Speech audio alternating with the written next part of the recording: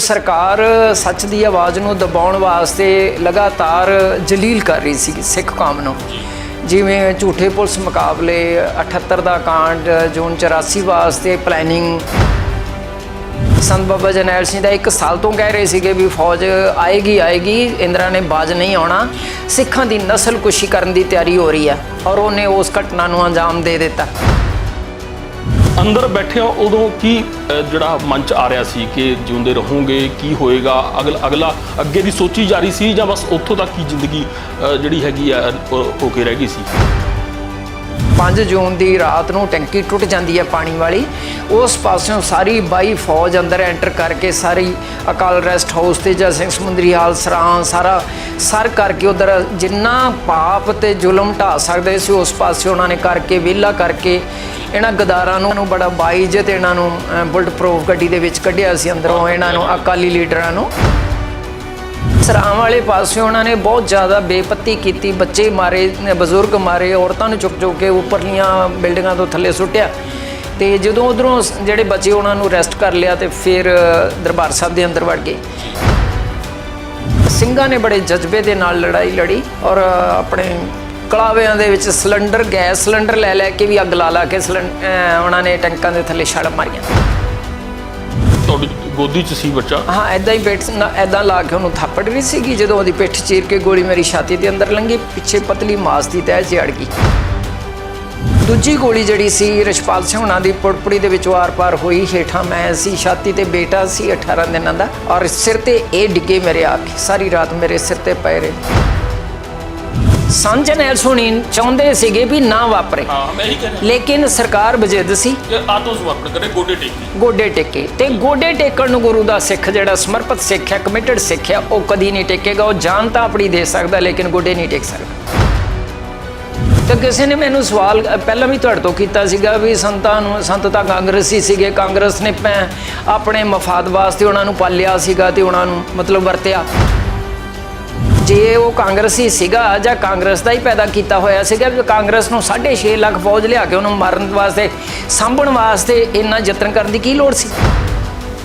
किरियाक्रम तक की करना सी, पता नहीं कितने सुट के तेल पा के लाशां साड़ियां इन्होंने, ट्रक भर के तो लाशां दे लैके गए सी मेरे सामने, परिक्रमा भरी सी लाशां नाल, सरोवर दे विच लाशां तैर रहीआं सी, अग्गां लगियां होई सी, सारी परिक्रमा दे विच छोटे बच्चों नूं दौड़ा के पिट्ठां 'च गोलियां मार के मारिया होया सी, मूँह मूँह पए हुए सी बच्चे। ये मंजर साडे लई बहुत ज़्यादा दर्दनाक ते बहुत ज़्यादा मतलब असह सीगा, साडा कुछ भी ना रहिंदा। साडी आस्था श्री अकाल तख्त साहब नूं उन्होंने टारगेट करके उन्होंने मलिया मेट करने की जिहड़ी उन्होंने घिनौनी साजिश की, वो जख्म साडे नथूर बन गए ने, कदी जख्म मतलब वो मिटन वाले नहीं है। स्काई न्यूज़ पंजाब वेख रहे दर्शकों का स्वागत है। दर्शकों मैं हाँ तुहाडा होस्ट नील भुलिंदर सिंह। ऑपरेशन ब्लू स्टार जून 1984 च वापरिया, इन्हां दिनां च ਉਹਨੂੰ ਆਪਾਂ याद करते ਹੁੰਦੇ ਆ। ऑपरेशन ब्लू स्टार ਨੂੰ ਆਪਾਂ ਲੋਕ ਜੋ ਉਦੋਂ ਜਿਉਂਦੇ ਸੀ ਜਾਂ ਜੋ ਉਸ ਤੋਂ ਬਾਅਦ ਪੈਦਾ ਹੋਏ ਨੇ ਜਾਂ ਜੋ ਹੁਣ ਗੱਲਾਂ ਕਰ ਰਹੇ ਨੇ ਉਹ ਜਾਣਦੇ ਨੇ ਕਿ operation blue star Darbar Sahib complex ਦੇ ਅੰਦਰ ਹੋਇਆ ਸੀ ਤੇ ਉਹ ਬਾਹਰੋਂ ਜਾਣਦੇ ਨੇ ਕਿ ਅੰਦਰ ਹੋਇਆ ਸੀ। ਪਰ ਅੰਦਰ ਕੌਣ ਸੀ? ਜੋ ਲੋਕ ਅੰਦਰ ਸਨ, ਸੰਤ ਭਿੰਡਰਾਂ ਵਾਲਿਆਂ ਦੇ ਨਾਲ ਉਹਨਾਂ ਦੀ ਅਗਵਾਈ 'ਚ ਅੰਦਰ ਸਨ, ਉਹਨਾਂ ਦਾ ਨਜ਼ਰੀਆ ਕੀ ਰਿਹਾ, ਉਹਨਾਂ ਨੇ ਕੀ ਉੱਥੇ ਜਿਹੜਾ ਆਪਣੇ ਪਿੰਡੇ ਤੇ ਹੰਡਾਇਆ ਅੰਦਰ। ਖਾਸ ਕਰ ਉਹ ਲੋਕ ਜੋ ਸੰਤ ਭਿੰਡਰਾਂ ਵਾਲਿਆਂ ਦੇ ਬਹੁਤ ਨਜ਼ਦੀਕ ਸਨ, ਜਿਵੇਂ ਕਿ ਉਹਨਾਂ ਦੇ personal assistant sir Rachhpal Singh ਜੋ ਕਿ ਨਾਲ ਸ਼ਹੀਦ ਹੋਏ, ਤੇ ਉਹਨਾਂ ਦੇ ਪਤਨੀ ਬੀਬਾ ਪ੍ਰੀਤਮ ਕੌਰ ਬਰਿਆਰ ਜੋ ਕਿ ਆਲ ਇੰਡੀਆ ਸਿੱਖ ਸਟੂਡੈਂਟ ਫੈਡਰੇਸ਼ਨ ਦੇ ਇਸਤਰੀ ਵਿੰਗ ਦੇ ਪ੍ਰਧਾਨ ਵੀ ਰਹੇ ਨੇ ਤੇ ਮੁੜ ਕੇ ਜੇਲ੍ਹ 'ਚ ਵੀ ਰਹੇ ਨੇ। ਸਭ ਤੋਂ ਵੱਡੀ ਗੱਲ, ਜੇਕਰ ਆਪਰੇਸ਼ਨ ਬਲੂ ਸਟਾਰ ਦੇ ਸ਼ਹੀਦਾਂ ਦੀ ਗੱਲ ਕੀਤੀ ਜਾਏ ਤਾਂ ਸਭ ਤੋਂ ਘੱਟ ਉਮਰ ਦਾ ਸ਼ਹੀਦ ਬੀਬਾ ਪ੍ਰੀਤਮ ਕੌਰ ਬਰਿਆਰ ਦਾ 18 ਦਿਨ ਦਾ ਬੇਟਾ ਸੀ। ਅਸੀਂ ਬੀਬਾ ਬਰਿਆਰ ਜਿਹੜੇ ਨੇ, ਪ੍ਰੀਤਮ ਕੌਰ ਬਰਿਆਰ ਸਾਡੇ ਨਾਲ ਬਣੇ ਹੋਏ ਨੇ। ਸਤਿ ਸ਼੍ਰੀ ਅਕਾਲ ਜੀ। ਸਤਿ ਸ਼੍ਰੀ ਅਕਾਲ। ਪਹਿਲਾ ਸਵਾਲ ਤਾਂ ਮੈਂ ਜਾਣਨਾ ਚਾਹਾਂਗਾ, ਆਪਾਂ ਸ਼ੁਰੂ ਕਰਦੇ ਹਾਂ ਕਿ ਮੈਂ ਜਿਵੇਂ ਕਿਹਾ ਕਿ ਤੁਸੀਂ ਅੰਦਰ ਸੌਂ ਦੋ 1 ਜੂਨ ਤੋਂ ਲੈ ਕੇ 6 ਜੂਨ ਤੱਕ, ਤਾਂ ਅੰਦਰ ਬੈਠੇ ਹੋ ਉਦੋਂ ਕੀ ਜਿਹੜਾ ਮੰਚ ਆ ਰਿਹਾ ਸੀ ਕਿ ਜਿਉਂਦੇ ਰਹੋਗੇ ਕੀ ਹੋਏਗਾ, ਅਗਲਾ ਅੱਗੇ ਦੀ ਸੋਚੀ ਜਾ ਰਹੀ ਸੀ ਜਾਂ ਬਸ ਉੱਥੋਂ ਤੱਕ ਹੀ ਜ਼ਿੰਦਗੀ ਜਿਹੜੀ ਹੈਗੀ ਆ ਹੋ ਕੇ ਰਹਿ ਗਈ ਸੀ, ਕੇਂਦਰਿਤ ਹੋ ਕੇ ਰਹਿ ਗਈ ਸੀ ਉਹਨਾਂ ਦਿਨਾਂ ਦੇ ਦੌਰਾਨ ਤੱਕ ਹੀ? नहीं ऐदां दी कोई गल नहीं सी, इत्थों तक कदी किसी ने नहीं सी सोचा ਤੇ ਸਿੱਖ ਕੌਮ ਨੇ ਜਿਹਨੇ ਦੇਸ਼ ਨੂੰ ਆਜ਼ਾਦ ਕਰਾਉਣ ਵਾਸਤੇ 93% ਕੁਰਬਾਨੀਆਂ ਦਿੱਤੀਆਂ ਹੋਣ ਤੇ ਉਹ ਇਹ ਸੋਚੇ ਵੀ ਇਸ ਦੇਸ਼ ਦੇ ਹੁਕਮਰਾਨ ਜਿਹੜੇ ਨੇ ਸਾਨੂੰ ਮਤਲਬ ਖਤਮ ਕਰ ਦੇਣਗੇ ਤੇ ਸਾਨੂੰ ਇਸ ਭਾਰਤ ਦੇ ਨਕਸ਼ੇ ਤੋਂ ਮਿਟਾ ਦੇਣਗੇ, ਇੰਨਾ ਨਹੀਂ ਸੀ ਸੋਚਿਆ ਵੀ ਇੰਨੀ ਘਿਨਾਉਣੀ ਕਾਰਵਾਈ ਕਰਨਗੇ। ਉਮੀਦ ਤੋਂ ਜ਼ਿਆਦਾ ਸੀ ਇਹ, ਉਮੀਦ ਤੋਂ ਜ਼ਿਆਦਾ ਸੀ। ਤੇ ਕਿਉਂਕਿ ਸਾਡੀਆਂ ਹੱਕੀ ਮੰਗਾਂ ਸੀਗੀਆਂ ਤੇ ਹੱਕ ਤੇ ਸੱਚ ਦੀ ਲੜਾਈ ਸੀਗੀ, ਇਨਸਾਫ ਦੀ ਲੜਾਈ ਸੀਗੀ, ਆਪਣੀ ਆਜ਼ਾਦੀ ਦੀ ਲੜਾਈ ਸੀਗੀ ਤੇ ਜਿਹਨੂੰ ਸਰਕਾਰ ਸੱਚ ਦੀ ਆਵਾਜ਼ ਨੂੰ ਦਬਾਉਣ ਵਾਸਤੇ ਲਗਾਤਾਰ ਜਲੀਲ ਕਰ ਰਹੀ ਸੀ ਸਿੱਖ ਕੌਮ ਨੂੰ ਜੀ। ਜਿਵੇਂ ਝੂਠੇ ਪੁਲਿਸ ਮੁਕਾਬਲੇ, 78 ਦਾ ਕਾਂਡ, ਜੂਨ 84 ਵਾਸਤੇ ਪਲੈਨਿੰਗ, ਫਿਰ ਛੁੱਟ-ਪੁੱਟ ਘਟਨਾਵਾਂ ਜਿਹੜੀਆਂ ਸੰਤ ਬਾਬਾ ਜਰਨੈਲ ਸਿੰਘ ਜੀ ਦੀ ਸ਼ਖਸੀਅਤ ਤੋਂ ਖਾਰ ਖਾ ਕੇ ਬਈ ਇਸ ਕੌਮੀ ਮਹਾਨ ਸੂਰਬੀਰ ਯੋਧੇ ਨੂੰ ਆਪਾਂ ਕਿਉਂ ਨਾ ਇਹਨਾਂ ਕੋਲੋਂ ਮਤਲਬ ਸਿੱਖ ਕੌਮ ਨੂੰ ਲੀਡਰਲੈਸ ਕਰ ਦਿੱਤਾ ਜਾਵੇ, ਕਿਉਂਕਿ ਉਹਨਾਂ ਦੀ ਅਗਵਾਈ ਦੇ ਵਿੱਚ ਸਾਰੀ ਕੌਮ ਇਕੱਠੀ ਹੋ ਗਈ ਸੀਗੀ ਤੇ ਸੈਂਟਰ ਗਵਰਨਮੈਂਟ ਥਰ-ਥਰ ਕੰਬ ਰਹੀ ਸੀ ਉਹਨਾਂ ਦੇ ਨਾਂ ਤੋਂ, ਉਹਨਾਂ ਦੀ ਤਾਕਤ ਤੋਂ ਜੀ, ਕਿ ਜਿਹੋ ਜਿਹਾ ਉਹ ਮਨੁੱਖ ਸੀ, ਉਹ ਕਰਨੀ ਤੇ ਕਥਨੀ ਤੇ ਕਰਨੀ ਦਾ ਸੂਰਬੀਰ ਯੋਧਾ ਤੇ ਲਾਲਚੀ ਸਵਾਰਥੀ ਨਹੀਂ ਸੀ, ਉਹ ਨਿਰਭਉ ਤੇ ਨਿਰਵੈਰ ਸੀ, ਸਾਰੇ ਧਰਮਾਂ ਦਾ ਸਤਿਕਾਰ ਕਰਨ ਵਾਲੀ ਸ਼ਖਸੀਅਤ ਸੀ ਜੀ। ਤੇ ਉਹਨਾਂ ਦੀ ਇਹੋ ਜਿਹੀ ਸ਼ਖਸੀਅਤ ਤੋਂ ਹਰ ਹੁਕਮਰਾਨ ਨੂੰ ਡਰ ਲੱਗਦਾ ਹੈ ਜੀ ਬਈ ਉਹ ਇਨਕਲਾਬੀ ਮਨੁੱਖ ਹੁੰਦੇ ਨੇ ਤੇ ਉਹ ਕੁਝ ਨਾ ਕੁਝ ਲੈ ਗੁਜ਼ਰਦੇ ਨੇ, ਜਾਂ ਉਹ ਮਰਨਗੇ ਤੇ ਜਾਂ ਕੁਝ ਪ੍ਰਾਪਤ ਕਰਨਗੇ। ਜੀ, ਅਸੀਂ ਕਿ ਜਾਣਨਾ ਚਾਹੁੰਦੇ ਹਾਂ ਕਿ 1 ਜੂਨ ਨੂੰ ਜਦੋਂ ਹਮਲਾ ਸ਼ੁਰੂ ਹੋਇਆ ਤਾਂ ਉਦੋਂ ਤੁਸੀਂ ਅਕਾਲ ਤਖਤ ਸਾਹਿਬ ਦੇ ਅੰਦਰ ਸੀ ਤਾਂ ਕਿੱਥੇ ਸੀ, ਤੁਹਾਡੀ ਪੋਜੀਸ਼ਨ ਅੰਦਰ ਕੀ ਸੀ? ਨਹੀਂ ਤਾਂ ਜੀ, ਉਹ ਕੀ ਸੀ ਘਟਨਾਕ੍ਰਮ ਜਦੋਂ ਪਹਿਲੀ ਵਾਰੀ ਹਮਲਾ ਹੁੰਦਾ? ਮੇਰੇ ਬੇਟੇ ਦਾ ਜਨਮ 19 ਮਈ ਨੂੰ ਹੋ ਗਿਆ ਸੀਗਾ ਤੇ ਮੈਂ ਅੰਦਰ ਹੀ ਆਪਣੇ ਕੁਆਟਰ ਵਿੱਚ ਸੀਗੀ ਜਦੋਂ 1 ਤਰੀਕ ਨੂੰ ਫੌਜ ਨੇ ਦਰਬਾਰ ਸਾਹਿਬ ਨੂੰ ਘੇਰਾ ਪਾ ਲਿਆ ਸੀਗਾ ਤੇ 9 ਵਜੇ ਤੱਕ ਗੋਲੀ ਚੱਲਦੀ ਰਹੀ, ਮੈਂ ਅੰਦਰ ਹੀ ਸੀ। ਜੀ, ਤੁਸੀਂ ਅੰਦਰ ਘਿਰ ਗਏ? ਹਾਂਜੀ, ਅੰਦਰ ਹੀ ਸੀ, ਕਿਉਂਕਿ ਅਸੀਂ ਤਾਂ ਸੰਤ ਬਾਬਾ ਜਰਨੈਲ ਸਿੰਘ ਜੀ ਦੇ ਵਿਸ਼ਵਾਸ ਪਾਤਰਾਂ ਦੇ ਵਿੱਚੋਂ ਸੀਗੇ ਤੇ ਸੰਘਰਸ਼ਸ਼ੀਲ ਲੋਕ ਸੀਗੇ, ਜ਼ਿੰਮੇਵਾਰ ਲੋਕ ਸੀਗੇ ਤੇ ਅਸੀਂ ਕਿੱਥੇ ਜਾਣਾ ਸੀ, ਅਸੀਂ ਤਾਂ ਰਹਿਣਾ ਸੀ ਉਹਨਾਂ ਦੇ ਨਾਲ। ਜੀ, ਜਦੋਂ ਪਹਿਲਾ ਹਮਲਾ ਹੋਇਆ ਮਤਲਬ ਉਦੋਂ ਕੀ ਫਿਰ ਅੰਦਰ ਜਿਹੜਾ ਹੈਗਾ ਕਿਸ ਤਰ੍ਹਾਂ ਦਾ ਮਾਹੌਲ ਬਣਿਆ? ਜਿਵੇਂ ਫੌਜ ਨੇ 1 ਤਰੀਕ ਨੂੰ ਜਿਹੜਾ ਗੋਲੀ ਚੱਲਦੀ ਰਹੀ ਰਾਤ ਦੇ 9 ਵਜੇ ਤੱਕ, ਸਿਰਫ ਇਸ ਕਰਕੇ ਉਹਨਾਂ ਨੇ ਇੰਨੀ ਕੁ ਘਟਨਾ ਨੂੰ ਅੰਜਾਮ ਦਿੱਤਾ ਸੀਗਾ ਵੀ ਇਹ ਦੇਖਿਆ ਜਾਵੇ ਵੀ ਇਹਨਾਂ ਦੇ ਮੋਰਚੇ ਕਿੱਥੇ ਨੇ ਤੇ ਇਹਨਾਂ ਕੋਲ ਅਸਲਾ ਕੀ ਆ। ਅੰਦਰ ਬਹੁਤ ਸਿਆਣੇ ਲੋਕ ਬੈਠੇ ਹੋਏ ਸੀਗੇ, ਉਹਨਾਂ ਨੇ ਜੇ ਇਹਨਾਂ ਨੇ 50 ਰੌਂਦ ਕੱਢੇ ਹੋਣਗੇ ਤੇ ਉਹਨਾਂ ਨੇ 2 ਕੱਢੇ ਹੋਣਗੇ। ਜਨਰਲ ਸ਼ਵੇਕ ਸਿੰਘ ਕਿਉਂਕਿ ਅਗਵਾਈ ਕਰ ਰਹੇ ਸੀ। ਜੀ, ਜਨਰਲ ਸ਼ਵੇਕ ਸਿੰਘ ਉਹਨਾਂ ਦੀ ਅਗਵਾਈ ਦੇ ਵਿੱਚ ਬਹੁਤ ਜ਼ਿਆਦਾ ਮਤਲਬ ਸਮਝਦਾਰ ਤੇ ਬਹੁਤ ਜ਼ਿਆਦਾ ਮਤਲਬ ਉਹ ਸਿਆਣੇ ਸੁਲਝੇ ਹੋਏ ਮਤਲਬ ਬ੍ਰੇਨ ਸੀਗੇ ਸਾਰੇ, ਔਰ ਬੰਦਗੀ ਵਾਲੇ ਮਰਜੀ ਬੜੇ ਸਿੰਘ ਸੀਗੇ ਅੰਦਰ ਵੀ। ਅਸੀਂ ਕਿਸੇ ਤਰ੍ਹਾਂ ਵੀ ਅਸੀਂ ਕੌਮ ਦਾ ਜਾਂ ਆਪਣੇ ਧਾਰਮਿਕ ਸਥਾਨ ਦਾ ਨੁਕਸਾਨ ਨਹੀਂ ਚਾਹੁੰਦੇ।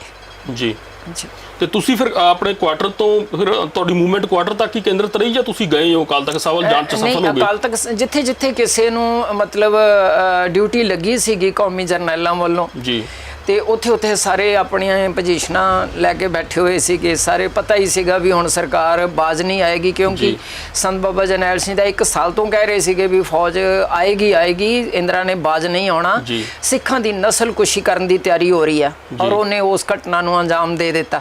ਫਿਰ 3 ਤਰੀਕ ਨੂੰ ਗੁਰੂ ਅਰਜਨ ਦੇਵ ਜੀ ਦਾ ਗੁਰਪੁਰਬ ਸੀਗਾ, ਉਹਦੇ ਕਰਕੇ ਵੀ ਸੰਗਤ ਬਹੁਤ ਜ਼ਿਆਦਾ ਅੰਦਰ ਵੜਨ ਦਿੱਤੀ ਇਹਨਾਂ ਨੇ। 2 ਤੇ 3 ਤਰੀਕ ਨੂੰ ਸੰਗਤ ਬਹੁਤ ਆਉਣ ਦਿੱਤੀ ਖੁੱਲੀ, ਵੀ ਸਾਨੂੰ ਉਹ ਵੱਧ ਤੋਂ ਵੱਧ ਪੀੜਾ ਦੇਣਾ ਚਾਹੁੰਦੇ ਸੀ, ਵੱਧ ਤੋਂ ਵੱਧ ਲੋਕਾਂ ਨੂੰ ਮਾਰ ਕੇ ਤੇ ਸਿੱਖ ਕੌਮ ਨੂੰ ਡਿਮੋਰਲਾਈਜ਼ ਕਰਨਾ ਚਾਹੁੰਦੇ ਸੀ, ਲੀਡਰਲੈਸ ਕਰਨਾ ਚਾਹੁੰਦੇ ਸੀ। ਸਾਡੀ ਆਸਥਾ ਸ੍ਰੀ ਅਕਾਲ ਤਖਤ ਸਾਹਿਬ ਨੂੰ ਢਾਉਣ ਦੀਆਂ ਤਿਆਰੀਆਂ ਸੀ। ਜੀ ਸਰ, ਰਛਪਾਲ ਸਿੰਘ ਉਹਨਾਂ ਦੀ ਤੁਹਾਡੇ ਪਤੀ ਜਿਹੜੇ ਪੀਏ ਸੀਗੇ ਸੰਤ ਭਿੰਡਰਾਂਵਾਲੇ ਦੇ, ਉਹਨਾਂ ਦੀ ਸ਼ਹਾਦਤ ਦਾ ਤੁਹਾਨੂੰ ਕਦੋਂ ਪਤਾ ਲੱਗਿਆ? ਜੀ, ਉਹ ਮੈਂ ਤਾਂ ਉੱਥੇ ਹੀ ਸੀਗੀ। ਮੈਂ ਇਹ ਦੱਸ ਰਹੀ ਹਾਂ ਜਦੋਂ 4 ਜੂਨ ਨੂੰ ਸਵੇਰੇ ਅਟੈਕ ਹੋਇਆ ਤੇ ਮੈਂ ਪ੍ਰਕਰਮਾਂ ਦੇ ਵਿੱਚ ਵੀ ਮੋਰਚੇ ਸੀਗੇ ਸਿੰਘਾਂ ਦੇ, ਤੇ ਗਿੱਲੇ ਸਟੋਰ ਵਾਲਾ ਜਿਹੜਾ ਰੂਮ ਹੈਗਾ ਮੈਂ ਉੱਥੇ ਬੱਚੇ ਨੂੰ ਲੈ ਕੇ ਆ ਗਈ ਸੀਗੀ। ਉਸ ਕਮਰੇ ਦੇ ਵਿੱਚ ਪ੍ਰਕਰਮਾਂ 'ਚ ਡਟੇ ਰਹੇ ਜੀ, ਤੇ ਉੱਪਰ ਇੱਧਰ ਉੱਧਰ ਸੱਜੇ ਖੱਬੇ ਸਾਰੇ ਸਿੰਘਾਂ ਦੇ ਮੋਰਚੇ ਸੀਗੇ, ਉਹ ਆਪਦੀ ਲੜਾਈ ਲੜਦੇ ਰਹੇ, ਬੜੇ ਜਜ਼ਬੇ ਦੇ ਨਾਲ ਲੜਾਈ ਲੜੀ ਆ। ਐਵੇਂ ਨਹੀਂ ਕਿਸੇ ਨੇ ਨਾ ਤੇ ਕਿਸੇ ਨੇ ਬਾਹਾਂ ਖੜੀਆਂ ਕੀਤੀਆਂ ਸੰਤ ਜਰਨੈਲ ਸਿੰਘ ਦੇ ਸੰਗੀ ਸਾਥੀ ਨੇ, ਤੇ ਨਾ ਹੀ ਉਹਨਾਂ ਨੇ ਕੋਈ ਮਤਲਬ ਸੰਤ ਜਰਨੈਲ ਸਿੰਘ ਉਹਨਾਂ ਨੂੰ ਪਿੱਠ ਵਿਖਾਈ।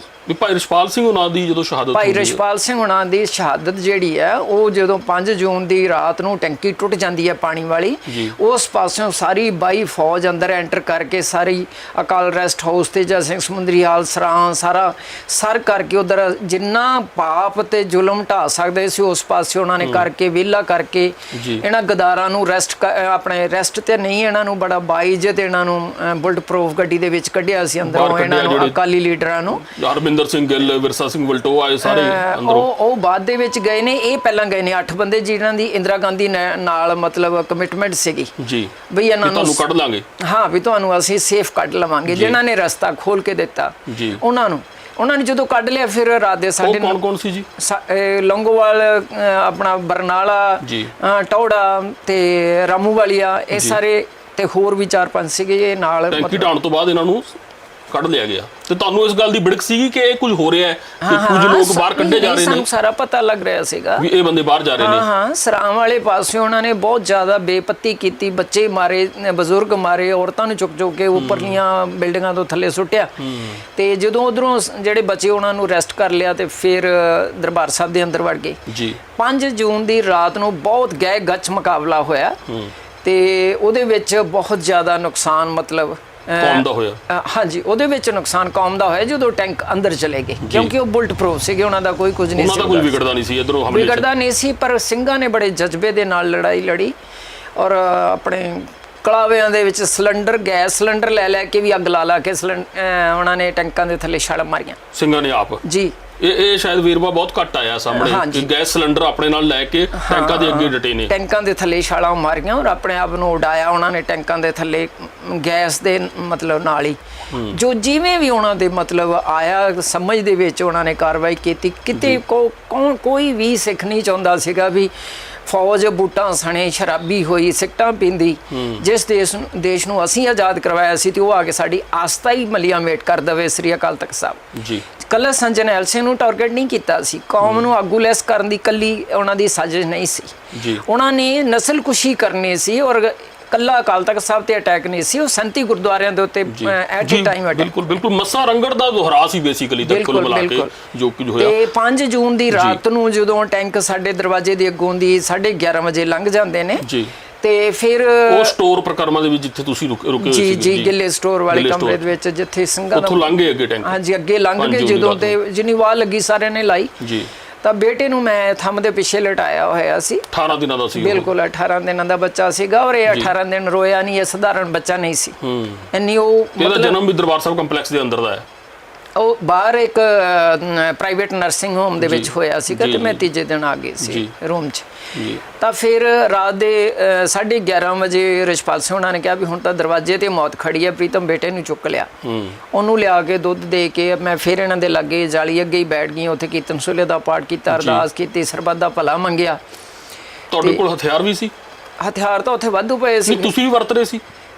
ਉਹ ਮੈਂ ਇਹ ਕਹਿ ਰਹੀ ਹਾਂ ਵੀ ਉੱਥੇ ਵਾਧੂ ਪਏ ਸੀਗੇ। ਤੁਸੀਂ ਵੀ ਵਰਤ ਰਹੇ ਸੀ? ਮਤਲਬ ਆਪਣੀ ਸੈਲਫ ਡਿਫੈਂਸ ਵਾਸਤੇ ਰੱਖਦਾ ਹੈ। ਦੁਸ਼ਮਣ ਸਾਨੂੰ ਜਦੋਂ ਚੜ ਕੇ ਮਾਰਨ ਆ ਗਿਆ ਹੈ ਤੇ ਜੇ ਕੋਲ ਹਥਿਆਰ ਪਿਆ ਹੋਵੇ ਤੇ ਬੰਦਾ ਗੁਸਰਾ ਥੋੜੀ ਆ ਜੀ, ਵੀ ਉਹਨੂੰ ਧੂਫ ਦੇਣ ਨੂੰ ਥੋੜੀ ਨਾ ਉੱਥੇ ਰੱਖਿਆ ਹੋਇਆ ਸੀਗਾ। ਠੀਕ ਹੈ ਕਿ ਨਹੀਂ? ਤੇ ਆਪਣੀ ਇੱਜ਼ਤ ਬਚਾਉਣ ਵਾਸਤੇ, ਸੈਲਫ ਡਿਫੈਂਸ ਵਾਸਤੇ ਬੰਦਾ ਸੋਟੀ ਵੀ ਚੁੱਕ ਲੈਂਦਾ। ਉੱਥੇ ਤੇ ਹਥਿਆਰ ਪਏ ਸੀ ਜੀ। ਠੀਕ ਹੈ ਕਿ ਨਹੀਂ? ਤੇ ਜਦੋਂ ਇਹਨਾਂ ਨੇ ਦੇਖਿਆ ਵੀ ਕਹਿੰਦੇ ਹੁਣ ਦਰਵਾਜ਼ੇ ਤੇ ਮੌਤ ਖੜੀ ਹੈ ਤੇ ਮਨਪ੍ਰੀਤ ਸਿੰਘ ਨੂੰ ਚੁੱਕ ਲਿਆ, ਉਹਨੂੰ ਦੁੱਧ ਦੇ ਕੇ ਮੈਂ ਥਾਪੜ ਰਹੀ ਸੀ ਜਦੋਂ ਉਹਦੀ ਪਿੱਠ ਚੀਰ ਕੇ ਗੋਲੀ ਮੇਰੀ ਛਾਤੀ ਦੇ ਅੰਦਰ ਧਸ ਗਈ। ਤੁਹਾਡੀ ਗੋਦੀ 'ਚ ਸੀ ਬੱਚਾ? ਹਾਂ, ਐਦਾਂ ਹੀ ਪੇਟ ਐਦਾਂ ਲਾ ਕੇ ਉਹਨੂੰ ਥਾਪੜ ਰਹੀ ਸੀਗੀ ਜਦੋਂ ਉਹਦੀ ਪਿੱਠ ਚੀਰ ਕੇ ਗੋਲੀ ਮੇਰੀ ਛਾਤੀ ਦੇ ਅੰਦਰ ਲੰਘੀ, ਪਿੱਛੇ ਪਤਲੀ ਮਾਸ ਦੀ ਤਹਿ 'ਚ ਅੜ ਗਈ। ਤੇ ਫਿਰ ਦੂਜੀ ਗੋਲੀ ਜਿਹੜੀ ਸੀ ਰਿਸ਼ਪਾਲ ਸਿੰਘ ਹੁਣਾਂ ਦੀ ਪੁੜਪੁੜੀ ਦੇ ਵਿੱਚੋਂ ਆਰ-ਪਾਰ ਹੋਈ। ਹੇਠਾਂ ਮੈਂ ਸੀ, ਛਾਤੀ ਤੇ ਬੇਟਾ ਸੀ 18 ਦਿਨਾਂ ਦਾ ਔਰ ਸਿਰ ਤੇ ਇਹ ਡਿੱਗੇ ਮੇਰੇ ਆ ਕੇ। ਸਾਰੀ ਰਾਤ ਮੇਰੇ ਸਿਰ ਤੇ ਪਏ ਰਹੇ। ਬਾਅਦ ਦੁਪਹਿਰ 6 ਜੂਨ ਨੂੰ ਮੈਨੂੰ ਅਰੈਸਟ ਕਰ ਲਿਆ ਜੀ। ਸੰਤਾਂ ਦੀ ਸ਼ਹਾਦਤ ਬਾਰੇ ਤੁਹਾਨੂੰ ਫਿਰ ਪਤਾ ਸੀ? ਸੰਤਾਂ ਦੀ ਸ਼ਹਾਦਤ ਦਾ ਮੈਨੂੰ 7 ਜੂਨ ਨੂੰ ਪਤਾ ਲੱਗਿਆ। ਇਹ ਸੰਤ ਬਾਬਾ ਜਰਨੈਲ ਸਿੰਘ ਜੀ ਸ਼ਹੀਦ ਹੋ ਗਏ ਕਿਉਂਕਿ ਉਹਨਾਂ ਨੇ ਕਿਹਾ ਸੀ ਵੀ ਮੈਂ ਆਖਰੀ ਦਮ ਤੱਕ ਅਸੀਂ ਪਹਿਰਾ ਦੇਣਾ ਹੈ ਜੀ ਤੇ ਅਸੀਂ ਇੱਥੋਂ ਜਾਣਾ ਨਹੀਂ ਹੈ ਜੀ। ਅਸੀਂ ਰਾਖੀ ਕਰਨੀ ਹੈ ਆਪਣੇ ਪਵਿੱਤਰ ਸਥਾਨ ਦੀ ਜੀ। ਤੇ ਅਸੀਂ ਜਿਹੜਾ ਉਹ ਮਤਲਬ ਉਹ ਇੰਨੇ ਕਥਨੀ ਤੇ ਕਰਨੀ ਦੇ ਸੂਰਬੀਰ ਯੋਧੇ ਸੀ ਨਾ, ਉਹ ਜਿਹੜੀ ਗੱਲ ਕਹਿ ਦਿੰਦੇ ਸੀ ਉਹਦੇ ਤੋਂ ਮਤਲਬ 1 ਇੰਚ ਵੀ ਪਿੱਛੇ ਨਹੀਂ ਹਟਦੇ ਸੀ ਜੀ। ਇੰਨੇ ਮਤਲਬ ਸੱਚੇ ਸੁੱਚੇ ਇਨਸਾਨ ਸੀਗੇ, ਨਿਤੜਕ ਸੀਗੇ, ਨਿਰਭਉ ਤੇ ਨਿਰਵੈਰ ਮਨੁੱਖ ਰੱਬ ਵਰਗਾ ਹੁੰਦਾ ਹੈ, ਜੀ। ਜਿਹਦੇ ਅੰਦਰ ਵੈਰ ਨਾ ਹੋਵੇ ਕਿਸੇ ਲਈ। ਸਭ ਦਾ ਇੱਕ ਤਰ੍ਹਾਂ ਦੀ ਸਰਕੂਲਰ ਸ਼ਖਸੀਅਤ ਸੀਗੀ ਜੀ। ਵੀ ਉਹ ਸਾਰੇ ਧਰਮਾਂ ਦਾ ਸਤਿਕਾਰ ਕਰਦੇ ਸੀ, ਆਪਣੇ ਧਰਮ ਦੇ ਵਿੱਚ ਪ੍ਰਪੱਕ ਸੀ। ਜਿਹੜਾ ਮਨੁੱਖ ਆਪਣੇ ਧਰਮ 'ਚ ਪ੍ਰਪੱਕ ਨਾ ਹੋਵੇ ਉਹਦੇ ਤੋਂ ਕਿਸੇ ਗੱਲ ਦੀ ਆਸ ਨਹੀਂ ਰੱਖੀਦੀ। ਜੀ, ਸੈਕੂਲਰ, ਬਿਲਕੁਲ ਸੈਕੂਲਰ ਸ਼ਖਸੀਅਤ ਸੀਗੇ। ਆਪਾਂ ਸੰਤਾਂ ਦੀ ਸ਼ਖਸੀਅਤ ਬਾਰੇ ਅਗਰ ਗੱਲ ਕਰੀਏ, ਸਾਨੂੰ ਜਾਣਕਾਰੀ ਹੈ ਕਿ ਤੁਸੀਂ ਉਹਨਾਂ ਵਾਸਤੇ ਪ੍ਰਸ਼ਾਦਾ ਤਿਆਰ ਕਰਦੇ ਹੁੰਦੇ ਸੀ। ਸੰਤਾਂ ਬਾਰੇ ਥੋੜਾ ਦੱਸੋ ਕਿ ਕਿਸ ਤਰ੍ਹਾਂ ਦਾ ਉਹ ਖਾਣਾ ਪਸੰਦ ਕਰਦੇ ਸੀ, ਜਾਂ ਕੋਈ ਐਸਾ ਭੋਜਨ ਪਦਾਰਥ ਹੈ, ਸਬਜ਼ੀ ਕੋਈ ਜਿਹੜੀ ਜ਼ਿਆਦਾ ਪਸੰਦ ਹੋਵੇ ਉਹਨਾਂ ਨੂੰ? ਨਹੀਂ, ਮੇਰਾ ਖਿਆਲ ਹੈ ਵੀ ਬਹੁਤ ਘੱਟ ਸਬਜ਼ੀਆਂ ਬਹੁਤ ਘੱਟ ਖਾਂਦੇ ਸੀਗੇ ਉਹ। ਜ਼ਿਆਦਾ ਮੂੰਗੀ ਦੀ ਦਾਲ ਨਾਲ ਪ੍ਰਸ਼ਾਦਾ ਉਹ ਛਕਦੇ ਸੀਗੇ, 2 ਜਾਂ 3 ਹੌਲੇ ਹੌਲੇ, 1.5 ਜਾਂ ਮੈਕਸਿਮਮ 2। ਉਹ ਵੀ ਇੱਕ ਦਿਨ ਇੱਕ ਬੀਬੀ ਨੇ, ਮੈਂ ਪ੍ਰਸ਼ਾਦਾ ਬਣਾ ਰਹੀ ਸੀ ਤੇ ਇੱਕ ਬੀਬੀ ਆਈ ਤੇ ਕਹਿੰਦੀ ਤੂੰ ਜ਼ਿਆਦਾ ਸੇਵਾ ਕਰ ਸਕਦੀ ਹੈ, ਜ਼ਿਆਦਾ ਸੰਤਾਂ ਨੂੰ ਛਕਾ ਸਕਦੀ ਪ੍ਰਸ਼ਾਦੇ, ਤਾਂ ਮੈਂ ਨਹੀਂ ਬਣਾ ਸਕਦੀ। ਮੈਂ ਕਿਹਾ ਲਓ ਭੈਣ ਜੀ ਤੁਸੀਂ ਬਣਾ ਲਓ, ਨਾਰਾਜ਼ ਨਾ ਹੋਵੋ। ਮੈਨੂੰ ਪਤਾ ਸੀ ਮਹਾਂਪੁਰਸ਼ਾਂ ਨੇ ਛਕਣਾ ਨਹੀਂ। ਉਹ ਇੱਦਾਂ ਦੀਆਂ ਔਰਤਾਂ ਜਿਹੜੀਆਂ ਚੰਚਲ ਔਰਤਾਂ ਹੁੰਦੀਆਂ ਸੀਗੀਆਂ ਜਾਂ ਮੇਕਅਪ ਵਾਲੀਆਂ ਹੁੰਦੀਆਂ ਸੀ, ਉਹਨਾਂ ਦੇ ਹੱਥ ਦਾ ਨਹੀਂ ਸੀ ਛਕਦੇ। ਮੇਨ ਜਿਹੜੀ ਗੱਲ ਸੀ, ਬੰਦਗੀ ਵਾਲੀਆਂ, ਬਾਣੀ ਪੜ੍ਹਨ ਵਾਲੀਆਂ, ਮਤਲਬ ਜਪ ਤੇ ਚ ਰਹਿਣ ਵਾਲੀਆਂ ਔਰਤਾਂ ਦੇ ਹੱਥ ਦਾ ਪ੍ਰਸ਼ਾਦਾ ਛਕਦੇ। ਪਰ ਸਾਰਾ ਸਮਾਂ ਮੇਰੇ ਜਾਣ ਤੋਂ ਪਹਿਲਾਂ ਇੱਕ ਭੈਣ ਹੋਰ ਪਕਾਉਂਦੀ ਸੀ ਜਦੋਂ ਮੇਰਾ ਆਨੰਦ ਕਾਰਜ ਹੋਇਆ। ਤੇ ਮੈਂ ਜਦੋਂ ਉੱਥੇ ਜਾ ਕੇ ਮਤਲਬ ਸੰਭਾਲੀ ਸੇਵਾ, ਤੇ ਫਿਰ ਲਗਾਤਾਰ ਮੈਂ ਪ੍ਰਸ਼ਾਦਾ ਮੈਂ ਹੀ ਬਣਾਉਂਦੀ ਰਹੀ ਹਾਂ। ਤੇ ਸੰਤਾਂ ਨੇ ਜਿੱਦਣੋਂ ਬੀਬੀ ਨੇ ਮੇਰੇ ਕੋਲ ਸੇਵਾ ਲਈ ਤਾਂ ਮੈਨੂੰ ਅੰਦਰੋਂ ਹੋਇਆ ਵੀ ਅੱਜ ਸਾਂਝ ਨਾਲ ਸੋਹਣੀ ਭੁੱਖੇ ਰਹਿ ਜਾਣਗੇ ਵੀ ਪ੍ਰਸ਼ਾਦਾ ਨਹੀਂ ਛਕਣਗੇ। ਤੇ ਮੈਂ ਕਮਰੇ 'ਚ ਆਟਾ ਗੁੰਨ ਕੇ ਥੋੜਾ ਜਿਹਾ ਰੱਖ ਲਿਆ, ਦਾਲ ਬਣਾ ਕੇ ਰੱਖ ਲਈ। ਰਿਸ਼ਪਾਲ ਸੋਹਣਾ ਨੇ ਨਾਰਾਜ਼ਗੀ ਵੀ ਪ੍ਰਗਟਾਈ ਵੀ ਇੱਥੇ ਕੀ ਆਪਣੇ ਕੋਲ ਛਕਾਉਣ ਨੂੰ ਕਮਰੇ 'ਚ, ਤੇ ਤੂੰ ਸੰਤਾਂ ਦਾ ਪ੍ਰਸ਼ਾਦਾ ਕਹਿ ਰਹੀ ਬਣਾਉਣਾ। ਤੇ ਮੈਂ ਇਹਨਾਂ ਦੀ ਗੱਲ ਮਤਲਬ ਜ਼ਿਆਦਾ ਬਾਦਰ ਨਹੀਂ ਕੀਤਾ, ਤੇ ਇਹ ਚਲੇ ਗਏ ਤੇ ਮੈਂ ਬਣਾ ਕੇ ਰੱਖ ਲਿਆ। ਤੇ ਸੰਤ ਕਮਰੇ 'ਚ, ਮੈਂ ਕਿਹਾ ਜਿੱਥੇ ਉਹਨਾਂ ਨੇ ਛਕਣਾ ਹੈਗਾ ਛਕ ਲੈਣਗੇ। ਮੈਂ ਨਹੀਂ ਕਿਹਾ ਵੀ ਤੁਸੀਂ ਸੰਤਾਂ ਨੂੰ ਵੀ ਤੁਸੀਂ ਕਮਰੇ 'ਚ ਪ੍ਰਸ਼ਾਦਾ ਬਣਿਆ ਤੇ ਉੱਥੇ ਛਕ ਲਓ। ਆਪਣੇ ਆਪ ਸੰਤ ਨੈਲ ਸੁਣੀ ਆਏ ਕਮਰੇ 'ਚ ਔਰ ਕਹਿੰਦੇ ਬੀਬੀ ਜੀ ਲਿਆ ਪ੍ਰਸ਼ਾਦਾ। ਔਰ ਉਦੋਂ ਪਹਿਲੀ ਵਾਰੀ ਉਹਨਾਂ ਨੇ 3 ਪ੍ਰਸ਼ਾਦੇ ਛਕੇ। ਉਹਨਾਂ ਦੇ ਸਾਹਮਣੇ ਟੇਬਲ ਤੇ ਅਖਬਾਰ ਦਾ ਟੁਕੜਾ ਵਿਛਾ ਕੇ ਮੈਂ ਪ੍ਰਸ਼ਾਦੇ ਵੇਲੇ ਸੀ, ਮੇਰੇ ਕੋਲ ਚਕਲਾ ਵੀ ਨਹੀਂ ਸੀ ਹੈਗਾ। ਤੇ ਉਹ ਇਦਾਂ ਦਾ ਜੀਵਨ ਸੀ ਉਹਨਾਂ ਦਾ, ਇੰਨਾ ਉੱਚਾ ਤੇ ਇੰਨਾ ਸਾਦਾ ਜੀਵਨ ਸੀਗਾ। ਔਰ ਦੂਸਰਿਆਂ ਦਾ ਖਿਆਲ ਪੂਰਾ ਰੱਖਦੇ ਸੀ। ਜਥੇ ਦੇ ਸਿੰਘਾਂ ਦਾ, ਆਪਣੇ ਪੁੱਤਰਾਂ ਨੂੰ ਵੱਧ ਪਾਲਦੇ ਸੀ ਉਹਨਾਂ ਨੂੰ, ਤੇ ਬਹੁਤ ਜ਼ਿਆਦਾ ਉਹਨਾਂ ਦਾ ਖਿਆਲ ਰੱਖਦੇ ਸੀ। ਹਰ ਸਿੰਘ ਨੂੰ ਪੂਰਾ ਬਰਾਬਰ ਸਤਿਕਾਰ ਦਿੰਦੇ ਸੀ, ਹਰ ਇੱਕ ਦਾ ਦਰਦ ਬਰਾਬਰ ਮਨਾਉਂਦੇ ਸੀਗੇ। ਮਤਲਬ ਜੇ ਕੋਈ, ਮੈਨੂੰ ਇੱਕ ਘਟਨਾ ਯਾਦ ਹੈ, ਜੇ ਤੁਸੀਂ ਕਹੋ ਤਾਂ ਮੈਂ ਕਹਿ ਦੇਵਾਂ। ਇੱਕ ਇਹ ਤਾਂ ਨਹੀਂ ਹੁਣ ਮੈਂ ਕਹਿ ਸਕਦੀ, ਮੈਂ ਇਹ ਕਹਿੰਦੀ ਹਾਂ ਵੀ ਇੱਕ ਭੈਣ ਆਈ ਸੀ ਉਹ ਹਿੰਦੂ ਕਮਿਊਨਿਟੀ ਦੇ ਵਿੱਚੋਂ, ਤੇ ਉਹਨੇ ਆ ਕੇ ਗੱਲ ਮਹਾਂਪੁਰਸ਼ਾਂ ਨੂੰ ਕਹੀ ਹੈ। ਮੈਂ ਪਹਿਲੀ ਵਾਰੀ ਅੱਜ ਕੈਮਰੇ ਤੇ ਤੁਹਾਨੂੰ ਦੱਸ ਰਹੀ ਹਾਂ ਵੀ ਤੁਹਾਨੂੰ ਪਤਾ ਹੋਵੇ ਵੀ ਉਹ ਸ਼ਖਸੀਅਤ ਕਿੱਦਾਂ ਦੀ ਸੀ। ਉਹ ਬੀਬੀ ਨੇ ਆ ਕੇ ਸੰਤ ਜਰਨੈਲ ਸੁਣਾ ਨੂੰ ਕਿਹਾ ਵੀ ਮੇਰਾ ਬੇਟਾ ਮੇਰਾ ਆਦਮੀ ਨਹੀਂ ਹੈਗਾ, ਤੇ ਮੇਰਾ ਬੇਟਾ ਮੇਰੀ ਕੁੜੀ ਨੂੰ ਵਿਆਹਣ ਨਹੀਂ ਦੇ ਰਿਹਾ। ਉਹ ਕਹਿੰਦਾ ਮੈਂ ਰੱਖਣੀ ਆ। ਜੀ, ਇਹ ਅੰਮ੍ਰਿਤਸਰ ਲੋਕਲ ਦੀ ਗੱਲ ਆ। ਤੇ ਉਹ ਬੇਟੀ, ਉਹ ਔਰਤ ਜਦੋਂ ਆਈ ਤੇ ਉਹਨੇ ਮੈਨੂੰ ਦੱਸਿਆ, ਮੈਂ ਸੰਤਾਂ ਕੋਲ ਲੈ ਕੇ ਗਈ, ਤੇ ਸੰਤਾਂ ਨੇ ਉਸੇ ਰਾਤ ਉਸ ਮੁੰਡੇ ਨੂੰ ਪਾਸੇ ਕਰਕੇ ਕੁੜੀ ਦਾ ਆਨੰਦ ਕਾਰਜ ਜਿਹੜਾ ਨਾ ਕਰਵਾਤਾ ਸੀ। ਵੀ ਮੈਂ ਕਦ ਲਈ ਬੈਠਾ ਇੱਥੇ। ਮਤਲਬ ਕਿਸੇ ਵੀ, ਹਰ ਧੀ ਭੈਣ ਸੇਫ ਸੀ ਉੱਥੇ ਉਹਨਾਂ ਦੀ ਛਤਰ ਛਾਇਆ ਦੇ ਥੱਲੇ। ਤੇ ਜਿਹੜੇ ਆਗੂ ਦੀ ਮਤਲਬ ਇੰਨੀ ਹਰਮਨ ਪਿਆਰਤਾ ਹੋਵੇ, ਜਿਹੜਾ ਇੰਨਾ ਹਮਦਰਦ ਹੋਵੇ ਹਰ ਕਿਸੇ ਦਾ, ਤੇ ਉਹ ਮਤਲਬ ਕਿਵੇਂ ਇੰਨਾ ਜਿੱਦਾਂ ਲੋਕਾਂ ਨੇ ਤੇ ਮੀਡੀਆ ਨੇ ਬਦਨਾਮ ਕੀਤਾ, ਉਹ ਇਹੋ ਜਿਹੀਆਂ ਮਤਲਬ ਕਿੱਦਾਂ ਕਰ ਸਕਦਾ ਤੇ ਕਰਵਾ ਸਕਦਾ। ਉਹ ਤੇ ਬਰਦਾਸ਼ਤ ਵੀ ਸੰਤਾਂ ਦੀ ਚੈੱਕ ਕਰਦੇ ਹੁੰਦੇ ਸੀ। ਕਿਸ ਤਰ੍ਹਾਂ ਦੀ ਡਾਕ ਆਮ ਤੌਰ ਤੇ ਸੰਤਾਂ ਨੂੰ ਆਉਂਦੀ ਸੀ? ਡਾਕ ਲੋਕਾਂ ਨੇ ਬਹੁਤੀਆਂ, ਜਿਹੜਾ ਮਤਲਬ ਸਰਕਾਰੀ ਸ਼ਰਾਰਤੀ ਲੋਕ ਜਿਹੜੇ ਨੇ ਉਹ ਚਿੱਠੀਆਂ ਲਿਖ ਲੈ ਕੇ ਕਈ ਵਾਰੀ ਗਾਲਾਂ ਗੁਲਾਂ ਵੀ ਕੱਢੀਆਂ ਹੁੰਦੀਆਂ ਸੀ, ਕਈ ਵਾਰੀ ਸੁਨੇਹੇ ਵੀ ਦਿੱਤੇ ਹੁੰਦੇ ਸੀ। ਜਿਹੜੀ ਗੱਲ ਮੈਨੂੰ ਨਹੀਂ ਲੱਗਦਾ ਵੀ ਜਿਹੜੀਆਂ ਚਿੱਠੀਆਂ ਦੇ ਵਿੱਚ ਉਦੋਂ ਕੋਈ ਗੱਲ ਚੱਲਦੀ ਸੀਗੀ, ਉਹ ਪਰਸਨਲੀ ਮਤਲਬ ਸੰਘਰਸ਼ ਦੇ ਸੰਬੰਧੀ ਤੱਕ ਪਰਸਨਲੀ ਗੱਲਾਂ ਹੀ ਹੁੰਦੀਆਂ ਸੀ। ਤੇ ਉਹ ਤਾਂ ਸ਼ਰਾਰਤੀ ਲੋਕ ਹੁੰਦੇ ਸੀਗੇ ਜਿਹੜੇ ਜ਼ਿਆਦਾ ਮਤਲਬ ਚਿੱਠੀਆਂ ਚੁੱਠੀਆਂ ਦੇ ਰਾਹੀਂ ਮਤਲਬ ਗਾਲਾਂ ਗੁਲਾਂ ਕੱਢੀਆਂ ਹੁੰਦੀਆਂ ਸੀ। ਕਿਸੇ ਨੇ ਸਿਫਤ ਕੀਤੀ ਹੁੰਦੀ ਸੀ, ਕਿਸੇ ਨੇ ਸ਼ਰਨ ਮੰਗੀ ਹੁੰਦੀ ਸੀ, ਇੱਦਾਂ ਦੀ ਮਤਲਬ। 1 ਜੂਨ ਤੋਂ ਪਹਿਲਾਂ ਜਦੋਂ ਦਰਬਾਰ ਸਾਹਿਬ ਕੰਪਲੈਕਸ ਨੂੰ ਘੇਰਾ ਪਾ ਲਿਆ ਫੌਜ ਨੇ, ਉਸ ਤੋਂ ਪਹਿਲਾਂ 25 ਮਈ ਤੋਂ ਲੈ ਕੇ ਆਪਾਂ 5-6 ਦਿਨ ਹੈ, ਇਹਨਾਂ ਦਿਨਾਂ 'ਚ ਕੋਈ ਖਾਸ ਮੁਲਾਕਾਤਾਂ ਪਤਾ ਲੱਗ ਰਿਹਾ ਕਿ ਸੰਤਾਂ ਨਾਲ ਹੁੰਦੀਆਂ ਰਹੀਆਂ ਨੇ? ਮੁਲਾਕਾਤਾਂ ਤੇ ਹੁੰਦੀਆਂ ਰਹੀਆਂ 29 ਮਈ ਤੱਕ। ਕੌਣ ਸੀਗੇ ਲੋਕ ਜੋ ਮੁਲਾਕਾਤਾਂ ਕਰਨ ਆਉਂਦੇ ਸੀ? ਨਹੀਂ, ਵਿੱਚ ਵਿਚੋਲੇ ਤਾਂ ਇਹ ਹੁੰਦੇ ਸੀਗੇ ਜੀ ਜਿਹੜੇ ਤੁਸੀਂ ਨਾਮ ਲਏ 8 ਬੰਦਿਆਂ ਦੇ ਕਿ ਜਿਨ੍ਹਾਂ ਨੂੰ ਸੇਫ ਕੱਢ ਲਿਆ ਗਿਆ ਬਾਹਰ। ਇਹਨਾਂ ਵਿੱਚੋਂ ਸਭ ਤੋਂ ਵੱਧ ਵਿਚੋਲਗੀ ਟੌੜੇ ਨੇ ਕੀਤੀ। ਗੁਰਚਰਨ ਸਿੰਘ ਸਭ ਟੌੜਾ। ਤੋਂ ਵੱਧ ਵਿਚੋਲਗੀ ਟੌੜੇ ਨੇ ਕੀਤੀ ਜੀ। ਔਰ ਟੌੜਾ ਹੀ ਤਰਲੋ ਮੱਛੀ ਜ਼ਿਆਦਾ ਹੋ ਰਿਹਾ ਸੀਗਾ। ਲੌਂਗੋਵਾਲ ਦੀ ਮਤਲਬ ਇਹ ਦੋਵੇਂ ਇੱਕੋ ਚੀਜ਼ ਹੀ ਸੀਗੇ ਜੀ, ਇੱਕੋ ਹੀ ਸਿੱਕੇ ਦੇ ਦੋ ਪਹਿਲੂ ਸੀ ਜੀ। ਇਹਨਾਂ ਨੇ ਆਖਰੀ ਵੇਲੇ ਤੱਕ ਯਤਨ ਕੀਤਾ ਵੀ ਸੰਤ ਜਰਨੈਲ ਸਿੰਘ ਇਹ ਮਤਲਬ ਲੜਾਈ ਦਾ ਰਾਹ ਛੱਡ ਦੇਵੇ ਜੀ ਤੇ ਗੋਡੇ ਟੇਕ ਦੇਵੇ, ਹਥਿਆਰ ਜਮ੍ਹਾਂ ਕਰਾ ਦੇਵੇ ਜੀ, ਤੇ ਵੀ ਅਸੀਂ ਬਚ ਜਾਈਏ। ਆਤਮ ਸਮਰਪਣ ਦੀ ਗੱਲ ਸੀਗੀ, ਆਤਮ ਸਮਰਪਣ ਦੀ ਗੱਲ ਜਿਸ ਨੂੰ ਕਿ ਸੰਤ ਤਿਆਰ ਨਹੀਂ ਸੀ, ਪਰ ਉਹ ਇਹ ਚਾਹੁੰਦੇ ਸੀ ਕਿ ਨਾ ਵਾਪਰੇ ਇਹ ਸੰਤ ਚਾਹੁੰਦੇ ਸੀ। ਨਹੀਂ ਸੰਤ ਜਰਨੈਲ ਸਿੰਘ ਚਾਹੁੰਦੇ ਸੀਗੇ ਵੀ ਨਾ ਵਾਪਰੇ। ਹਾਂ, ਮੈਂ ਇਹੀ ਕਹਿ ਰਿਹਾ। ਲੇਕਿਨ ਸਰਕਾਰ ਬਜਿੱਦ ਸੀ ਕਿ ਆਤਮ ਸਮਰਪਣ ਕਰੇ, ਗੋਡੇ ਟੇਕੇ। ਗੋਡੇ ਟੇਕੇ ਤੇ ਗੋਡੇ ਟੇਕਣ ਨੂੰ ਗੁਰੂ ਦਾ ਸਿੱਖ ਜਿਹੜਾ ਸਮਰਪਿਤ ਸਿੱਖ ਹੈ, ਕਮਿਟਡ ਸਿੱਖ ਹੈ, ਉਹ ਕਦੀ ਨਹੀਂ ਟੇਕੇਗਾ। ਉਹ ਜਾਨ ਤਾਂ ਆਪਣੀ ਦੇ ਸਕਦਾ ਲੇਕਿਨ ਗੋਡੇ ਨਹੀਂ ਟੇਕ ਸਕਦਾ ਜੀ। ਉਹ ਇਹ ਸੰਤ ਜਰਨੈਲ ਸਿੰਘ ਦੀ ਗੱਲ ਕਰਦੇ ਆ। ਮੈਂ ਕਹਿੰਦੀ ਕਿਸੇ ਆਮ ਸਧਾਰਨ ਉਹਦੇ ਸੰਗੀ ਸਾਥੀ ਨੂੰ ਵੀ ਕਹਿਣ ਵੀ ਗੋਡੇ ਟੇਕ ਦੇ ਤੇ ਉਹ ਵੀ ਨਹੀਂ ਟੇਕੂਗਾ, ਜਿਹੜਾ ਸਹੀ ਮੈਣਿਆਂ ਦੇ ਵਿੱਚ ਸੰਤ ਜਰਨੈਲ ਸਿੰਘ ਨੂੰ ਪਿਆਰ ਕਰਦਾ ਹੈ। ਤੇ ਕੋਈ ਹੋਰ ਮੁਲਾਕਾਤਾਂ ਕੋਈ ਹੋਈਆਂ ਜਿਹੜੀ ਖਾਸ ਤੁਸੀਂ ਕਹਿ ਰਹੇ ਹੋ 29 ਤਰੀਕ ਤੱਕ ਮੁਲਾਕਾਤਾਂ ਚੱਲਦੀਆਂ ਰਹੀਆਂ ਅੰਦਰ? ਨਹੀਂ ਮਤਲਬ ਕੁਝ ਲੀਡਰ ਵੀ ਮਿਲਦੇ ਰਹੇ ਨੇ, ਕਾਂਗਰਸ ਦੇ ਲੀਡਰ ਵੀ ਮਿਲਦੇ ਰਹੇ ਨੇ। ਬਿਲਕੁਲ ਮਿਲਦੇ ਰਹੇ ਆ, ਪਰ ਉਹ ਵੀ ਮੀਟਿੰਗਾਂ ਜਾਂ ਸਰਕਾਰ ਜਦੋਂ ਕਾਂਗਰਸ ਦੀ ਸਰਕਾਰ ਸੀ ਤੇ ਕਾਂਗਰਸ ਦੀ ਸਰਕਾਰ ਨਾਲ ਹੀ ਗੱਲ ਹੋਣੀ ਸੀ ਨਾ। ਬਿਲਕੁਲ ਬਿਲਕੁਲ। ਤਾਂ ਕਿਸੇ ਨੇ ਮੈਨੂੰ ਸਵਾਲ ਪਹਿਲਾਂ ਵੀ ਤੁਹਾਡੇ ਤੋਂ ਕੀਤਾ ਸੀਗਾ ਵੀ ਸੰਤ ਤਾਂ ਕਾਂਗਰਸੀ ਸੀਗੇ, ਕਾਂਗਰਸ ਨੇ ਆਪਣੇ ਮਫਾਦ ਵਾਸਤੇ ਉਹਨਾਂ ਨੂੰ ਪਾਲਿਆ ਸੀਗਾ ਤੇ ਉਹਨਾਂ ਨੂੰ ਮਤਲਬ ਵਰਤਿਆ। ਮੈਂ ਕਿਹਾ ਉਹ ਇੱਕ ਕੌਮ ਦੇ ਕੋਲ ਵਾਹਦ ਲੀਡਰ ਸੀ ਔਰ ਜਾਂ ਬਾਜ਼ ਰੱਖਾ ਸੀ ਹੱਕਾਂ ਦਾ ਆਪਣਿਆਂ ਦਾ, ਵੀ ਜਿਹਨੂੰ ਕੋਈ ਸਰਕਾਰ ਝੁਕਾ ਨਹੀਂ ਸਕੀ ਤੇ ਜਿਹਨੂੰ ਕੋਈ ਆਪਣੀ ਗੱਲ ਮਨਾ ਨਹੀਂ ਸਕੀ ਜੀ। ਤੇ ਜੇ ਉਹ ਕਾਂਗਰਸੀ ਸੀਗਾ ਜਾਂ ਕਾਂਗਰਸ ਦਾ ਹੀ ਪੈਦਾ ਕੀਤਾ ਹੋਇਆ ਸੀਗਾ, ਕਾਂਗਰਸ ਨੂੰ 6.5 ਲੱਖ ਫੌਜ ਲਿਆ ਕੇ ਉਹਨੂੰ ਮਾਰਨ ਵਾਸਤੇ ਸਾਂਭਣ ਵਾਸਤੇ ਇੰਨਾ ਯਤਨ ਕਰਨ ਦੀ ਕੀ ਲੋੜ ਸੀ?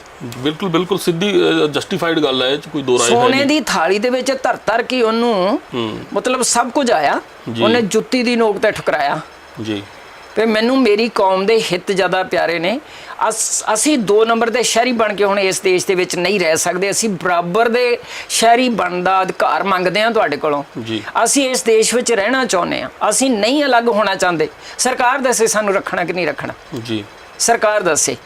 ਤੇ ਜੇ ਸਰਕਾਰ ਸਾਨੂੰ ਕੁਝ ਦਊਗੀ, ਅਲੱਗ ਕਰ ਦੂਗੀ, ਸਾਨੂੰ ਮੰਨ ਲਓ ਖਾਲਿਸਤਾਨ ਦੇ ਦਿੰਦੀ ਹੈ ਤੇ ਅਸੀਂ ਹੁਣ 47 ਵਾਲੀ ਗਲਤੀ ਨਹੀਂ ਕਰਦੇ, ਅਸੀਂ ਮਤਲਬ ਲੈ ਲਵਾਂਗੇ ਜੀ। ਤੁਸੀਂ ਦੱਸਿਆ ਕਿ ਤੁਹਾਡਾ ਬੇਟੇ ਨੂੰ ਜਿਹੜੀ ਗੋਲੀ ਲੱਗੀ ਆ 18 ਦਿਨਾਂ ਦਾ ਸੀ, ਤੁਹਾਡੀ ਗੋਦੀ ਸੀ ਤੇ ਤੁਹਾਡੀ ਗੋਦੀ 'ਚ ਹੀ ਗੋਲੀ ਲੱਗੀ, ਤਾਂ ਤੁਹਾਨੂੰ ਸੰਸਕਾਰ ਕਰਨ ਦਾ ਮੌਕਾ ਮਿਲਿਆ ਜਾਂ ਉੱਥੇ ਸੰਸਕਾਰ ਕਰਨ ਦਾ ਮੌਕਾ ਲੱਭ ਰਹੇ ਹੋ ਤੁਸੀਂ? ਮਤਲਬ ਤੁਹਾਡੀ ਆਖਰੀ ਫਿਰ ਮੁਲਾਕਾਤ ਆਪਣੇ ਬੇਟੇ ਨਾਲ ਵੀ ਉਹੀ ਸੀ? ਉਹੀ। ਉਦੋਂ ਹੀ ਉਹ ਮੇਰੀ ਛਾਤੀ ਤੋਂ ਸਾਰੀ ਰਾਤ ਇਹਨਾਂ ਦਾ ਸਿਰ ਮੇਰੇ ਸਿਰ ਤੇ ਪਿਆ ਰਿਹਾ, ਬੇਟਾ ਛਾਤੀ ਤੇ ਪਿਆ ਰਿਹਾ। ਸਵੇਰੇ ਜਦੋਂ ਦਿਨ ਚੜਿਆ ਤੇ ਨਾਲ ਸਿੰਘ ਸੇਵਾਦਾਰ ਕਮਰੇ ਦੇ ਵਿੱਚ ਇੱਕ ਕੁਲਵੰਤ ਸਿੰਘ ਸੀਗਾ, ਉਹਨੇ ਮੇਰੀ ਛਾਤੀ ਤੋਂ ਬੇਟੇ ਨੂੰ ਚੁੱਕ ਕੇ ਛੋਲਿਆਂ ਵਾਲੀ ਬੋਰੀ ਦੇ ਉੱਤੇ ਰੱਖ ਦਿੱਤਾ। ਲਾਸ਼ ਉਹਦੀ ਉੱਦਾਂ ਹੀ ਬਾਹਾਂ ਅੱਡੀਆਂ ਪਿਆ ਸੀਗਾ ਉਹ। ਤੇ ਨਾ ਤਾਂ ਮੈਂ ਉਹਦਾ ਚਿਹਰਾ ਟੱਕਿਆ ਤੇ ਨਾ ਕੋਈ ਕਿਰਿਆ ਕਰਨ ਤਾਂ ਕੀ ਕਰਨਾ ਸੀ, ਪਤਾ ਨਹੀਂ ਕਿੱਥੇ ਸੁੱਟ ਕੇ ਤੇਲ ਪਾ ਕੇ ਲਾਸ਼ਾਂ ਸਾੜੀਆਂ ਇਹਨਾਂ ਨੇ। ਟਰੱਕ ਭਰ ਕੇ ਤਾਂ ਲਾਸ਼ਾਂ ਦੇ ਲੈ ਕੇ ਗਏ ਸੀ ਮੇਰੇ ਸਾਹਮਣੇ। ਪ੍ਰਕਰਮਾ ਭਰੀ ਸੀ ਲਾਸ਼ਾਂ ਨਾਲ, ਸਰੋਵਰ ਦੇ ਵਿੱਚ ਲਾਸ਼ਾਂ ਤੈਰ ਰਹੀਆਂ ਸੀ, ਅੱਗਾਂ ਲੱਗੀਆਂ ਹੋਈਆਂ ਸੀ ਸਾਰੀ ਪ੍ਰਕਰਮਾ ਦੇ ਵਿੱਚ। ਛੋਟੇ ਬੱਚਿਆਂ ਨੂੰ ਦੌੜਾ ਕੇ ਪਿੱਠਾਂ 'ਚ ਗੋਲੀਆਂ ਮਾਰ ਕੇ ਮਾਰਿਆ ਹੋਇਆ ਸੀ, ਮੂੰਹ ਪਏ ਹੋਏ ਸੀ ਬੱਚੇ, ਔਰ ਅੱਧੇ ਸਰੀਰ ਕਿਸੇ ਦੀ ਲੱਤ, ਕਿਸੇ ਦੀ ਬਾਂਹ, ਕਿਸੇ ਦਾ ਜਬਾੜਾ ਉੱਡਿਆ ਹੋਇਆ ਸੀ। ਪ੍ਰਕਰਮਾ ਭਰੀ ਸੀ, ਲਹੂ ਲੁਹਾਨ ਸੀਗੀ। ਅਕਾਲ ਤਖਤ ਸਾਹਿਬ ਦਾ ਆਖਰੀ ਛੱਜਾ ਉੱਪਰੋਂ ਡਿੱਗ ਰਿਹਾ ਸੀ, ਅੱਗ ਲੱਗੀ ਹੋਈ ਸੀ। ਇਹ ਮੰਜ਼ਰ ਸਾਡੇ ਲਈ ਬਹੁਤ ਜ਼ਿਆਦਾ ਮਤਲਬ ਦਰਦਨਾਕ ਤੇ ਬਹੁਤ ਜ਼ਿਆਦਾ ਮਤਲਬ ਅਸਹਿ ਸੀਗਾ। ਸਾਡਾ ਕੁਝ ਵੀ ਨਾ ਰਹਿੰਦਾ। ਸਾਡੀ ਆਸਥਾ ਸ੍ਰੀ ਅਕਾਲ ਤਖਤ ਸਾਹਿਬ ਨੂੰ ਉਹਨਾਂ ਨੇ ਟਾਰਗੇਟ ਕਰਕੇ ਉਹਨੂੰ ਮਲੀਆ ਮੇਟ ਕਰਨ ਦੀ ਜਿਹੜੀ ਉਹਨਾਂ ਨੇ ਘਿਨਾਉਣੀ ਸਾਜ਼ਿਸ਼ ਕੀਤੀ, ਉਹ ਜ਼ਖਮ ਸਾਡੇ ਨਥੂਰ ਬਣ ਗਏ ਨੇ। ਉਹ ਕਦੀ ਜ਼ਖਮ ਮਤਲਬ ਉਹ ਮਿਟਣ ਵਾਲੇ ਨਹੀਂ ਹੈਗੇ ਜੀ। ਬਿਲਕੁਲ ਜ਼ਖਮ ਕਦੇ ਮਿਟਣ ਵਾਲੇ ਨਹੀਂ ਹੈਗੇ। ਆਪਾਂ ਬੀਬੀ ਪ੍ਰੀਤਮ ਕੌਰ ਉਹਨਾਂ ਨਾਲ ਗੱਲ ਕੀਤੀ ਹੈ, ਜੋ ਕਿ ਸੰਤ ਜਰਨੈਲ ਸਿੰਘ ਭਿੰਡਰਾਂ ਵਾਲਿਆਂ ਦੇ personal assistant PA sir Rachhpal Singh ਦੇ ਪਤਨੀ ਨੇ। ਤੇ ਤੁਸੀਂ ਦੇਖਿਆ ਹੀ ਹੈ, ਸੁਣਿਆ ਹੀ ਹੈ ਕਿ ਇਹਨਾਂ ਦੇ 18 ਦਿਨਾਂ ਦੇ ਬੇਟੇ ਦੀ ਵੀ ਸ਼ਹਾਦਤ ਹੁੰਦੀ ਹੈ, ਜੋ ਕਿ ਆਪਾਂ ਕਹਿ ਸਕਦੇ ਹਾਂ ਕਿ ਸਭ ਤੋਂ ਘੱਟ ਉਮਰ ਦਾ ਸ਼ਹੀਦ ਸਾਕਾ ਨੀਲਾ ਤਾਰਾ ਦਾ ਜਿਹੜਾ ਆਪਰੇਸ਼ਨ ਸੀਗਾ ਉਹਦਾ ਆਪਾਂ ਕਹਿ ਸਕਦੇ ਹਾਂ। ਤੇ ਇਹਨਾਂ ਦੇ ਪਤੀ ਜੋ ਕਿ PA ਸੀਗੇ ਸੰਤਾਂ ਦੇ, ਉਹਨਾਂ ਦੀ ਵੀ ਜਿਹੜੀ ਹੈਗੀ ਹੈ ਮੌਤ, ਜਿਹੜੀ ਹੈਗੀ ਹੈ ਸ਼ਹਾਦਤ ਜਿਹੜੀ ਹੈ ਇਹਨਾਂ ਦੀ ਅੱਖਾਂ ਦੇ ਸਾਹਮਣੇ ਹੁੰਦੀ ਹੈ। ਤੇ ਬਾਕੀ ਦਾ ਜੋ ਮੰਜ਼ਰ ਤੁਸੀਂ ਸੁਣਿਆ ਹੈ ਸਾਰਾ ਕੁਝ, ਅਸੀਂ ਇਹਨਾਂ ਨਾਲ ਗੱਲ ਕਰਨ ਦਾ ਸਾਡਾ ਮਕਸਦ, ਉਸੇ ਹਾਲਤ ਵਿੱਚ ਮੈਨੂੰ 4 ਸਾਲ ਜੇਲ੍ਹਾਂ 'ਚ ਵੀ ਰੱਖਿਆ ਜੀ। 4 ਸਾਲ ਜੇਲ੍ਹ, ਜੋਧਪੁਰ ਜੇਲ੍ਹ ਤੱਕ ਮੈਨੂੰ ਮਤਲਬ ਇਹਨਾਂ ਨੇ 4 ਸਾਲ ਨਾ ਕੋਈ ਟ੍ਰੀਟਮੈਂਟ ਨਾ ਕੁਛ, ਪੌਣੇ 2 ਮਹੀਨਿਆਂ ਬਾਅਦ ਗੋਲੀ ਤੁਹਾਡੇ ਵੀ ਲੱਗੀ ਸੀ। ਲੁਧਿਆਣੇ ਜੇਲ੍ਹ ਦੇ ਵਿੱਚ ਜਾ ਕੇ ਉਹਨਾਂ ਨੇ, ਜੇਲ੍ਹ ਵਾਲਿਆਂ ਨੇ ਗੋਲੀ ਕਢਾਈ ਪੌਣੇ 2 ਮਹੀਨਿਆਂ ਬਾਅਦ। ਪੌਣੇ 2 ਮਹੀਨੇ ਗੋਲੀ ਤੁਹਾਡੇ ਅੰਦਰ ਰਹੀ, ਜਿਹੜੀ ਅੰਦਰ ਤੁਹਾਡੇ ਰਹੀ ਬੇਟੇ ਇਹਨਾਂ ਦੇ ਨੇ। ਅੰਦਰੋਂ ਲੰਘ ਕੇ ਤੁਹਾਡੇ ਅੰਦਰ ਆਈ ਸੀ। ਫੌਜ ਨੇ ਮੈਨੂੰ ਕੋਈ ਟ੍ਰੀਟਮੈਂਟ ਨਹੀਂ ਦਿੱਤੀ ਜੀ। 4 ਸਾਲਾਂ ਬਾਅਦ ਜਦੋਂ ਮੈਂ ਜੇਲ੍ਹ ਚੋਂ ਰਿਹਾ ਹੋ ਗਿਆ, ਮੇਰੇ 3 ਨੌਜਵਾਨ ਭਰਾ ਵੀ ਪੁਲਿਸ ਨੇ ਮਾਰਤੇ ਚੁੱਕ ਕੇ। ਜੀ ਜੀ। ਔਰ ਮੇਰੀ ਮਾਂ ਵੀ ਚਲੀ ਗਈ, ਮੇਰਾ ਬਾਪ ਵੀ ਚਲ ਗਿਆ, ਉਹ ਘਰ ਉਜੜਿਆ ਪਿਆ ਹੈ। ਜੀ, ਮੈਂ ਪੁੱਛਣਾ ਚਾਹਾਂਗਾ ਕਿ ਤੁਸੀਂ ਜੋ ਕਿ ਸਭ ਤੋਂ ਉਹ ਅਹਿਮ ਲੋਕਾਂ 'ਚ ਸ਼ਾਮਲ ਹੋ, ਜਿਹੜੇ ਅੰਦਰ ਰਹੇ ਨੇ, ਤੁਸੀਂ ਸਾਰਾ ਕੁਝ ਜਾਣਦੇ ਹੋ। ਉਸ ਤੋਂ ਬਾਅਦ ਪੰਥ ਦੇ ਨਾਂ ਤੇ ਸਰਕਾਰਾਂ ਵੀ ਬਣੀਆਂ ਨੇ। ਆਪਾਂ ਚਲੋ ਕਾਂਗਰਸ ਦੀ ਸਰਕਾਰਾਂ ਨੂੰ ਤਾਂ ਕੀ ਆਪਾਂ ਉਮੀਦ ਕਰਾਂਗੇ, ਹਾਲਾਂਕਿ ਕੈਪਟਨ ਅਮਰਿੰਦਰ ਸਿੰਘ ਨੇ ਵੀ ਉਦੋਂ ਕਾਂਗਰਸ ਛੱਡ ਦਿੱਤੀ ਸੀਗੀ ਤੇ ਆਪਣੇ ਆਪ ਨੂੰ ਉਹਨਾਂ ਨੇ ਪੰਥ ਤੈਸ਼ੀ ਦਿਖਾਇਆ, ਤੇ ਜਿਸ ਦੇ ਕਰਕੇ ਉਹਨਾਂ ਨੂੰ ਮੁੜ ਕੇ ਸਰਕਾਰਾਂ ਬਣਾਉਣ ਦਾ ਹੀ ਮੌਕਾ ਮਿਲਿਆ ਪੰਜਾਬ 'ਚ।